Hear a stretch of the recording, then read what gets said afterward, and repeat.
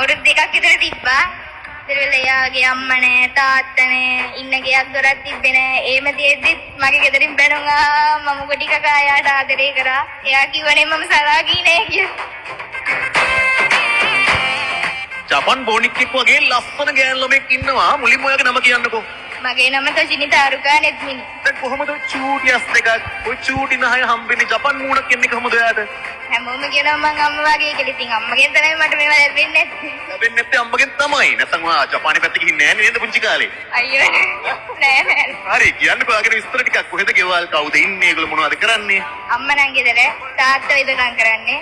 සිංහල බේත් අයියා කෙනෙක් ඉන්නවා. අක්කයි මල්ලි මම හැමෝම කියන්නේ මල්ලි මායික වගේ කියලා තමයි. හරි දැන් තාත්තා වෛද්‍යවරයෙක් වෙද මහත්තයෙක්නේ. දැන් වෙද මහත්තයෙක්ගේ දුවෙක් ඇයි මේ ගාමන්ට් එකකට ඇවිල්ලා මෙච්චර මහන්සි වෙන්නේ වැඩ කරන්නේ මේ චූටි වයසේදී?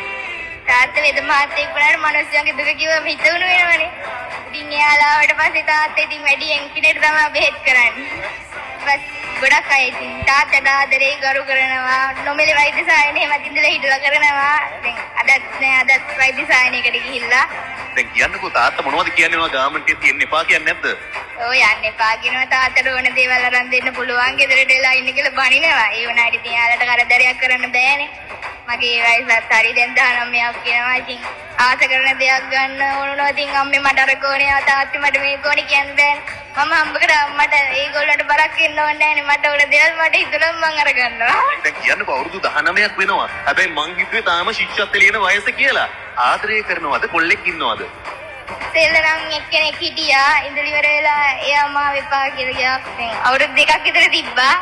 ඉතින් එයාගේ අම්මා නෑ තාත්තා නෑ ඉන්න ගෙයක් දොරක් තිබ්බේ නෑ. එහෙම තියෙද්දි මගේ ගෙදරින් බැනුම් මම කොටි කකා එයාට ආදරේ කරා. ඇයි ගෙදරින් බැනුම් ඇහුවේ? ඇයි ගෙදරින් කොටි කෑවේ? ආදරේ නිසා. එයාට මාව එක්කන් ගියත් බලා ගන්නවත් කමක් නෑනේ. අම්මගේ තාත්තෙනෙක් වුණාට පස්සේ අනිවාර්යෙන් හිතන්නේ දැන් මගේ දරුවා ගෙදර සැපට හැදෙන්න වැඩින කෙනෙක් එක්කන් ගියාට පස්සේ මෙයා සතුටින් තියන්න පුළුවන් කෙනෙක් නේ. ඉතින් එයාට එහෙමවත් කමක් නෑනේ. ගොඩක් දුරට මම එයාට බැලට එන්නත් හේතුව එයා ඇත්තටම කිව්වා. ඉතින් අපි දෙන්න මගේ හිතේ ප්ලෑන් එකක් තිබ්බා ඇත්තටම කිව්වා. එයා අම්බ කරලි වෙලා ඉඩමක් අරගෙන ගියත් දොරක් හදාගෙන ඒ දේවල් කරගන්න මම බඩු මුට්ටු හදාගන්නම්. එහෙම කියලා ප්ලෑන් එකක් තිබිලි වෙලා තමයි මම මෙතන වැඩට ආවේ. අදට මයිත්‍ර කරපු දේවල් ගොඩක් තියෙනවා ගෙදර. නැත්තේ නෑ. ඒ වුණාට ඉතින් එයා අදාලා ගියාම. ඇත්තටම ඔයව දාලා ගියා. එයා කිව්වනේ මම සලාගී නෑ කියලා. සරාගී නෑ කිව්වා. සරාගී නෑ කියලා දාලා ගියා. හරි කමන්නේ. ඉතින් නේද ඔයාව ලස්සනට දකින්න ඔයා හොඳයි කියලා හිතන කෙනෙක් ඔයාට හම්බෙන්නේ. අපි දැන් කසාද බඳිමුද? අපි දැන් ගැලපෙනවා කියලා හිතන්නේ නැද්ද? දැන් එක්කෙනෙක් ඉන්නවා ඒත් ඉතින් එයාව ෂුවර් කරන්න පුළුවන්ද කියලා කියන්න දන්නේ නෑනේ. මොකද ඒ දැන් ඉන්න කෙනාවත් ෂුවර් කරන්න බැරි. මේ ඉතින් අවුරුදු දෙකක් ආදරේ කරලා ඉවරලා අච්චර ආදරයක් දීලා ඉවරලා ගෙදර නෙත් ටික ගාව මම බැනුම් ආයාට ආදරේ කරලා ඉවරලා එයා මම සරාගී නෑ කියලා ඉවරලා දාලා ගියා නම් දැන් ඉතින් මේ ළඟ තාම වැඩි කාලයක් නෑනේ. කතා බහ කරලා ඉතියොත් ඉන්නවා ඉස්සරහට අතාරින්නේ නෑ. යනවා නම් යයි ඉන්නව නම් ඉතින් ඉන්නකම් බලා ගන්නවා ඉතින් ආදරේ. කොහොමද ඔය ජීවිතය ගැන ඔච්චර බරපතලව හිතන්න ඉගෙන ගත්තේ?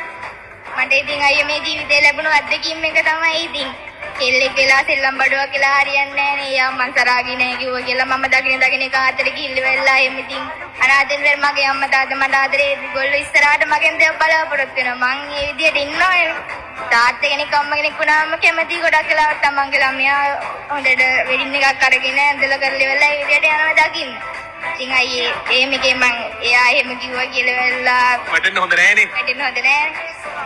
දැන් උනත් කියන්න තියෙන එයාට ඇත්තටම මේක බලන් ඉන්නව නම් එහෙම කියනවා නම් ඉස්සරහට ඉන්න කෙල්ලත් එක්ක ආදරෙන් ඉන්න මට කරා වගේ කරන්න එපා. මොකද මම ගොඩක් ආදරේ කරානේ.